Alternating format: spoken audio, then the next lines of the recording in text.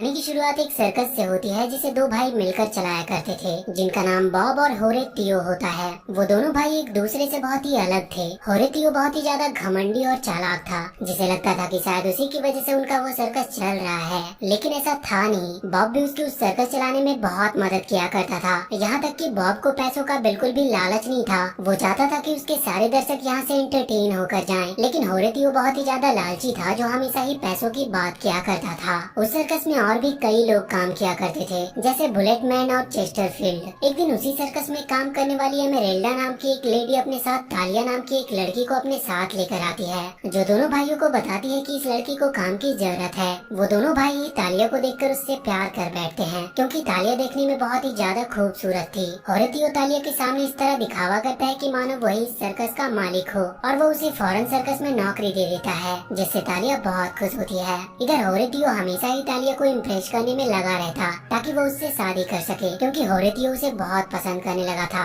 इधर बॉब भी तालिया को काफी पसंद करता था, लेकिन वो उसे कभी भी कह नहीं पाता, क्योंकि वो बहुत ही ज्यादा शर्मीला था। इधर हम तालिया को देखते हैं, जो होरेतियो को बिल्कुल भी पसंद नहीं करती थी, क्योंकि उसकी हरकतें उसे बहुत अजीब लगती थी। वहीं दूसरी तरफ जब वो बॉब को देखती है तो उसे उससे प्यार हो जाता है, क्योंकि बॉब के अंदर बहुत सारी अच्छाइयाँ थी, और यही कारण था कि तालिया बॉब से प्यार करने लगी थी, और दोनों एक दूसरे के करीब आ चुके थे। अब बॉब डिसाइड करता है कि वो इस बारे में अपने भाई होरेतियो को बताएगा, और इसीलिए वो अपने भाई के पास जाता है और उसे बताता है कि वो और तालिया जल्दी शादी करने वाले हैं। लेकिन ये बात सुनकर होरेतियो उस पर गुस्सा करने लगता है, और वो उसके सामने एक शर्त रखता है। वो कहता है कि या तो वो सर्कस को चुन ले या फिर तालिया को। बॉब तालिया से बहुत ज्यादा प्यार करता था, इस कारण वो सर्कस छोड़कर और अपने भाई को छोड़कर तालिया के साथ वहाँ से चला जाता है, जिसके बाद बॉब और तालिया दोनों शादी कर लेते हैं। एमेरेल्डा उन दोनों की शादी से बहुत खुश थी, इसी कारण वो उन दोनों को एक मैजिकल बॉक्स गिफ्ट करती है, और बॉब उसी मैजिकल बॉक्स की मदद से तालिया के साथ एक दूसरा सर्कस स्टार्ट करता है, जिसमें बहुत सारे ऐसे जानवर थे जो उस सर्कस में काम किया करते थे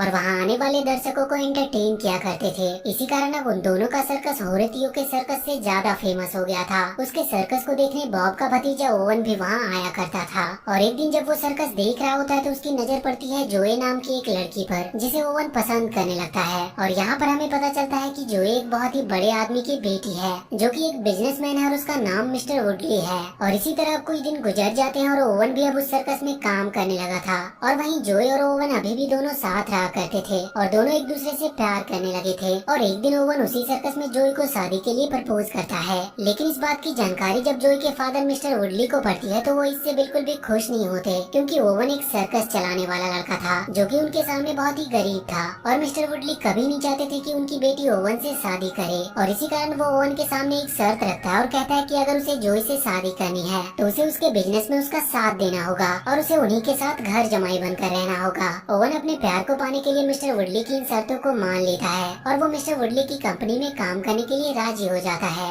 और अब ओवन उसकी फैक्ट्री में काम करने लगता है, जहाँ पर कुत्तों के लिए बिस्किट बनाया जाता था, और वो वहाँ पर क्वालिटी कंट्रोल की भूमिका निभाता था, जो कुत्तों को बिस्किट को खाकर चेक करने का था। लेकिन ओवन को ये काम बिल्कुल भी पसंद नहीं थी, उसे वापस अपने सर्कस में जाने का मन हो रहा था। लेकिन जोए भी वहाँ पर काम किया करती थी, इस कारण वो अपने मन को मारकर वहीं पर काम करते रहता है। एक दिन एक वर्कर ब्लिंकली उसके पास आती है, और वो उसके साथ मिलकर एक अनोखा बिस्किट बनाने में जुटा हुआ था, जिसे इंसान भी खा सकते थे। इसी कारण वो ब्लिंकली के साथ प्रोडक्शन रूम में जाता है, जहाँ पर ब्लिंकली उसे उस बिस्किट को चेक करने को कहती है, जिसे खाते ही ओवन के चेहरे का कलर चेंज होने लगता है, और वो बताता है कि ये बिस्किट बहुत ही ज्यादा बेकार है। वो दोनों एक बार फिर से उस एक्सपेरिमेंट में असफल हुए थे। वो दोनों बहुत दिनों से इस तरह के बिस्किट को बनाना चाहते थे, जो इंसानों और कुत्ते दोनों खा सके। तभी वहाँ पर ब्रोक नाम का एक और वर्कर उसके पास आता है, जो जोए को बुलाने के लिए वहाँ आया था, और वो ओवन की इस हार को देखकर बहुत ज्यादा खुश हो रहा था, क्योंकि वो हमेशा ही ओवन से जलता रहता था, क्योंकि वो मिस्टर वुडली की काफी ज्यादा करीब था। तभी वहाँ पर मिस्टर वुडली भी आ जाते हैं, जिसे ब्लिंकली उस बिस्किट के बारे में बताने लगती है, और वो बताती है कि इसे बनाने की प्रोसेस बहुत ही ज्यादा आसान है, और वो मशीन को ऑन करके उस प्रोसेस के बारे में मिस्टर वुडली को बताने लगती है।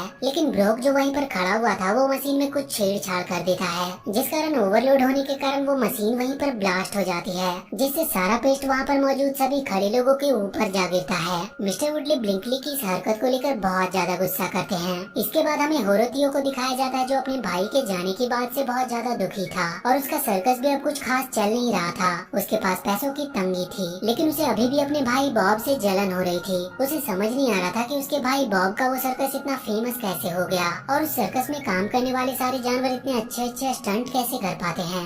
ये जानने के लिए वो बॉब और तालिया के घर पहुंचता है, जहाँ पर उसका सामना बॉब के पालतू कुत्ते और बिल्ली से होता है। उनसे बचने के लिए वो वहाँ से भागने लगता है और उसी दौरान उस रूम में आग लग जाती है जहाँ पर बॉब और तालिया सो रहे थे और वो उन्हें मरता हुआ छोड़कर वहाँ से भाग जाता है। तभी तालिया और बॉब की मौत की खबर ओवन और जोई को मिलती है। उन्हें पता चलता है कि सर्कस में आग लगने के कारण बॉब और तालिया की मौत हो चुकी है, जिस कारण वो सीधा सर्कस पहुँचते हैं, जहाँ पर सर्कस में काम करने वाले सारे लोग उनको श्रद्धांजलि दे रहे थे। तभी वहाँ पर होरेतियो भी अपने साथियों के साथ आ जाता है और बॉब और तालिया के मरने के बाद वो उस सर्कस को हथियाना चाहता था और वहाँ पर रह रहे जानवरों को भी वो हथियाना चाहता था, क्योंकि उन्हीं जानवरों के कारण वो सर्कस इतना फेमस हुआ था। लेकिन वहाँ पर काम करने वाले लोग होरेतियो के सामने झुकने वाले नहीं थे। इसी कारण होरेतियो उन सभी के ऊपर अपने आदमियों से अटैक करवा देता है। सारे लोग अपनी अपनी जान बचाने के लिए इधर उधर भागने लगते हैं। ओवन और जो इन सब चीजों को देखकर बहुत ज्यादा डर जाते हैं और इसीलिए वो भी अपनी जान बचाकर वहाँ से भागने लगते हैं। तभी हम उन्हीं दो कुत्ते और बिल्ली को देख पाते हैं जो अपने पास रखे हुए मैजिकल बॉक्स को ओवन और जोई के हवाले कर देते हैं और इसके बाद वो दोनों वहाँ से चले जाते हैं। लेकिन इसी बीच होरेतियो का एक आदमी जुचीनी ये सब देख रहा होता है, इसीलिए उसे ओवन और जोई पर शक होता है और वो उनका पीछा करने लगता है। कार में ओवन उस मैजिकल बॉक्स को खोल कर देखता है जिसके अंदर उसे कुछ ऐसे बिस्किट नजर आते हैं जो जानवरों के शेप के थे और ये वही मैजिकल बॉक्स था जो एमेरेल्डा ने बॉब और तालिया को शादी के बाद दिया था, जिसकी मदद से उन्होंने इस सर्कस को बनाया था। वो लोग कार से आगे बढ़ ही रहे होते हैं तभी उनकी बेटी मैक जो उसी कार में बैठी हुई थी वो अपने फादर ओवन से वो बिस्किट खाने के लिए मांगती है, लेकिन ओवन उसे वो बिस्किट देता नहीं है। लेकिन मैक को बहुत भूख लग रही थी, इस कारण वो रास्ते में एक फल की दुकान पर रुकते हैं, जहाँ ओवन को कार में बैठे वक्त ब्लिंकली का कॉल आता है। वो उसकी बातों में इतना बिजी हो जाता है कि उस मैजिकल बॉक्स में रखे हुए उन्हीं जानवरों के शेप वाले बिस्किट के एक बिस्किट को खा लेता है, जिसके बाद वो एक अजीब से छोटे से जानवर हैमस्टर में बदल जाता है। और ये सब जुचीनी देख रहा होता है, जो ये देखकर पूरी तरह से चौंक चुका था। तभी वहाँ पर जोई और मैक आ जाती है जो उस कार में उस छोटे से अजीब जानवर को देखकर चौंक जाती है और वो उस जानवर को कार से भगाने की कोशिश करने लगती है। लेकिन किसी तरह से ओवन अपनी बेबी जोई को बताता है कि वो इस बिस्किट को खाने के बाद ही इस तरह से जानवर में बदल गया है। जोई भी उसकी बातों को समझ जाती है और उसे यकीन हो जाता है कि ये उसका पति ओवन ही है।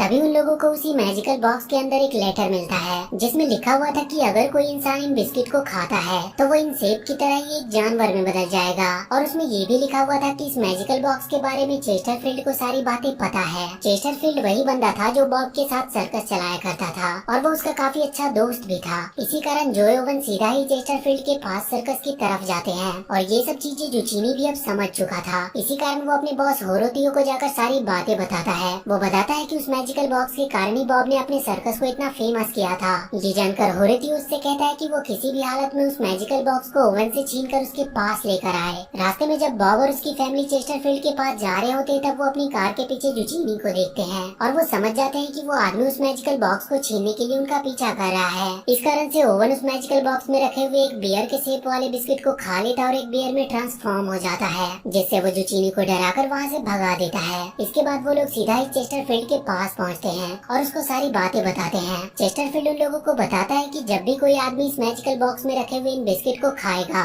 और वो जिस भी बिस्किट को खाएगा उसी जैसे एनिमल में बदल जाएगा और वो वापस से दोबारा अपने असली कैरेक्टर में भी आ सकता है, क्योंकि उस मैजिकल बॉक्स में उसी के कैरेक्टर का एक बिस्किट भी तभी वहाँ पर आ जाता है। चेस्टरफील्ड उन लोगों को बताता है कि ये मैजिकल बॉक्स कभी भी खाली नहीं हो सकता और इसके अंदर बिस्किट कभी खत्म नहीं होते। ये सारी बातें जानने के बाद ओवन अपने शेप वाले बिस्किट को खाकर अपने असली रूप में आ जाता है। उसी दौरान चेस्टरफील्ड ओवन और जॉय को बताता है कि तुम्हारे अंकल होरेतियो इस मैजिकल बॉक्स के पीछे पड़े हुए हैं और वो किसी भी हालत में अपने सर्कस को बचाने के लिए इस मैजिकल बॉक्स का इस्तेमाल करना चाहते हैं। चेस्टरफील्ड ओवन को उस मैजिकल बॉक्स की रक्षा करने को कहता है ताकि वो गलत हाथों में ना पड़ जाए। इसके बाद हम होरेतियो को देखते हैं, जिसके बाद जुचीनी जाता है जो उनका पीछा कर रहा था। वो उसे बताता है कि वो उस मैजिकल बॉक्स को ओवन से छीनने में नाकामयाब रहा। इस बात से होरेतियो बहुत ज्यादा गुस्सा हो जाता है और वो उसे बताता है कि उसे वो मैजिकल बॉक्स किसी भी कीमत पर चाहिए। वो उसे वहाँ से दोबारा उसी मैजिकल बॉक्स को ढूंढ कर लाने को कहता है। अब रात होने पर ओवन और जॉय चेस्टरफील्ड के पास ही रुकते हैं, जहाँ पर चेस्टरफील्ड ओवन और जॉय को बताता है कि बॉब और तालिया के मरने के बाद अब उस सर्कस के असली मालिक वो दोनों ही हैं। लेकिन ओवन दोबारा से उस सर्कस में काम नहीं करना चाहता था, इसी कारण वो चेस्टरफील्ड से मना कर देता है।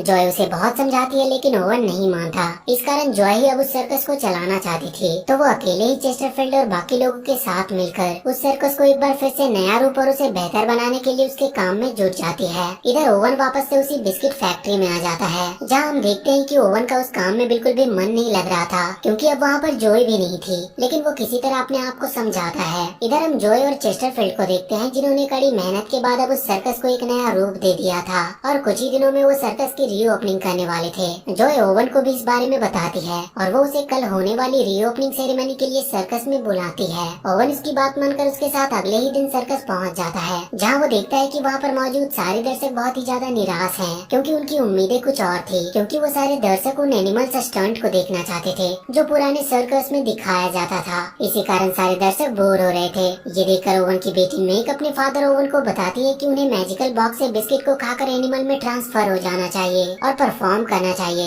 नहीं तो सारे दर्शक यहाँ से चले जाएंगे। अपनी बेटी की बात मानकर ओवन तरह तरह के एनिमल में बदल जाता है और वहाँ पर मौजूद सारे दर्शकों को बारी बारी हर एक एनिमल स्टंट दिखाकर इम्प्रेस करता है। इस कारण उस सर्कस में दर्शकों की भीड़ बहुत ज्यादा हो जाती है, क्योंकि उनका ये शो बहुत ही ज्यादा फेमस हो चुका था। ओवन भी ये सब चीज करके बहुत ज्यादा खुश था, क्योंकि उसका असली मन सर्कस में ही लगता था। थोड़ी देर बाद वो अपना शो खत्म करता है और अपने असली रूप में वापस आता है और वो सभी लोगों को बताता है कि अब वो इसी सर्कस में काम करेगा।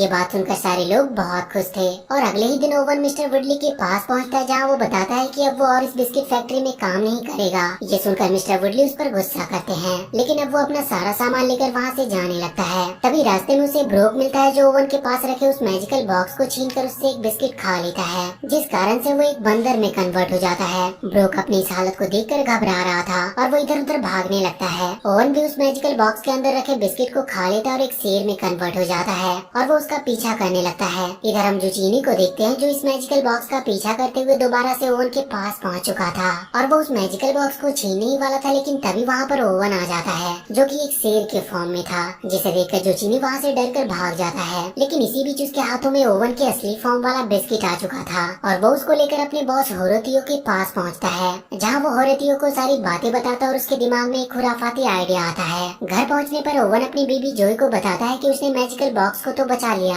लेकिन उसके अंदर रखे हुए उसके असली फॉर्म वाले बिस्किट को उसने खो दिया और वो अब दोबारा से अपने असली रूप में आ नहीं सकता। इस कारण ओवन अब जानवर वाले रूप में ही कई दिन गुजारता है। इस दौरान वो सर्कस भी जाता है और दर्शकों को खुश भी करता है। एक दिन होरेतियो उस सर्कस में जाकर ओवन के पास जाता है और उसके सामने वो उसके असली रूप वाला बिस्किट दिखाता है, जिसे देखकर ओवन बहुत खुश था। उसे लग रहा था कि अब वो अपने असली रूप में आ सकता है, लेकिन होरेतियो उसके सामने एक शर्त रखता है। वो उसे बताता है कि अगर उसने सर्कस और उस मैजिकल बॉक्स को उसके नाम कर दिया, तभी वो उसे बिस्किट देगा, जिसकी मदद से वो अपने असली रूप में आ सके। होरेतियो उसे बताता है कि अगर उसने इस डील के लिए उसे मना किया तो वो उस बिस्किट को तोड़ देगा, जिसके बाद वो कभी भी अपने असली रूप में आ नहीं पाएगा। लेकिन ओवन उसके बात से साफ साफ मना कर देता है, क्योंकि उसे सर्कस में काम करने वाले लोगों की फिक्र थी, क्योंकि उसी सर्कस से सभी लोगों का पेट भरता था और वो नहीं चाहता था कि उसकी वजह से वो लोग रोड पर आ जाए। होरेतियो बहुत ही ज्यादा चालाक था। उसने अपने उसी आदमी जुचीनी को एक बुल में बदल दिया था। होरेतियो का वो आदमी एक खतरनाक बुल में कन्वर्ट हो चुका था, जिस कारण होरेतियो अपने पास रखे हुए ओवन के असली रूप वाले बिस्किट को उसे खिला देता है, जिसके बाद वो अपने असली रूप में आ जाता है और फिर होरेतियो उससे वो मैजिकल बॉक्स छीनकर वहाँ पर कब्जा कर लेता है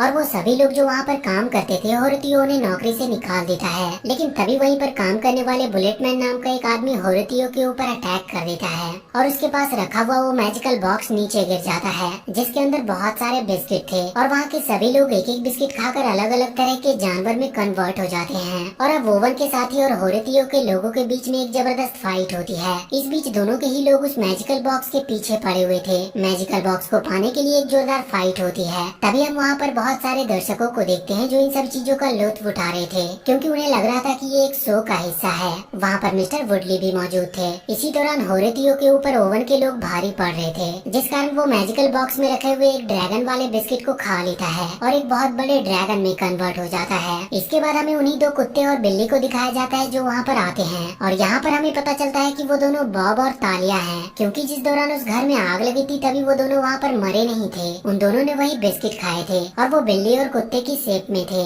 लेकिन जब वो आग लगी तो उनके ह्यूमन शेप वाले बिस्किट भी आग में जलकर खाक हो गए, जिस कारण से वो दोबारा अपने असली फॉर्म में वापस आ नहीं पाए। तालिया और बॉब होरेतियो को समझाने की कोशिश करते हैं और वो उसे ये सब चीजें और लालच छोड़ने को कहते हैं, लेकिन होरेतियो उनके किसी भी बात को नहीं मानता और वो तालिया और बॉब को लेकर वहाँ से उड़ जाता है। बुलेटमैन इस बार भी होरेतियो को रोकने की कोशिश करता है और वो कामयाब भी होता है, लेकिन तालिया बड़ी तेजी से नीचे गिर रही थी, जिस कारण मेक बंदर शेप वाले बिस्किट खा लेती है और बड़ी बहादुरी दिखाकर तालिया को बचा लेती है। इसके बाद सर्कस में काम करने वाले उनके सारे साथी मिलकर अब होरेतियो को सबक सिखाने के लिए रेडी थे। वो एक एक करके किसी तरह से उसे एक जाल में फंसा लेते हैं और ओवन उसे एक बिस्किट खिलाकर उसे एक छोटे से हैंड हैमस्टर में बदल देता है, जिसके बाद हम सभी दर्शकों को देखते हैं जो वहाँ पर मौजूद थे, जिन्हें सच में लग रहा था कि ये कोई एक्ट चल रहा है। लेकिन इस बात की जानकारी ओवन और उसके साथियों को नहीं थी। वो तो सिर्फ उस मैजिकल बॉक्स को बचाने के लिए होरेतियो और उसके साथियों से भिड़ गए थे। वहीं पर मिस्टर वुडली भी मौजूद थे और वो भी ये सब सिर्फ एक परफॉर्मेंस समझ रहे थे। इस कारण से जॉय और ओवन को वो दोबारा से इस सर्कस में काम करने की इजाजत दे देते हैं। इधर चेस्टरफील्ड होरेतियो के सभी साथियों को जो एक एक करके जानवर में कन्वर्ट हो चुके थे, उन्हें वो एक पिंजरे में कैद कर देता है और उन्हें छोड़ा नहीं जाता।